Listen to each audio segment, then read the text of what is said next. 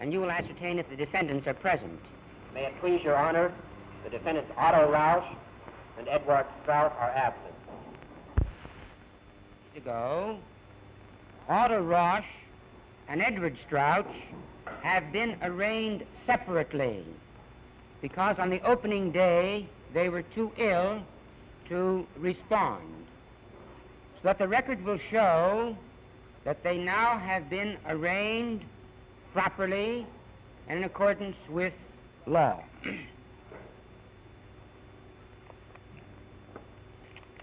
We are now ready to hear the presentation by the prosecution. This was the tragic fulfillment of a program of intolerance and arrogance. Vengeance is not our goal, nor do we seek merely a just retribution. We ask this court to affirm by international penal action man's right to live in peace and dignity, regardless of his race or creed. The case we present is a plea of humanity to law. We shall establish, beyond the realm of doubt, facts which, before the dark decade of the Third Reich, would have seemed incredible.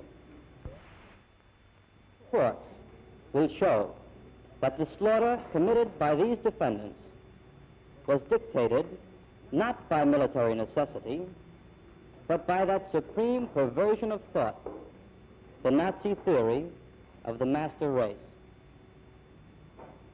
We shall show that these deeds of men in uniform were the methodical execution of long-range plans to destroy ethnic, national, political, and religious groups which stood condemned in the Nazi mind.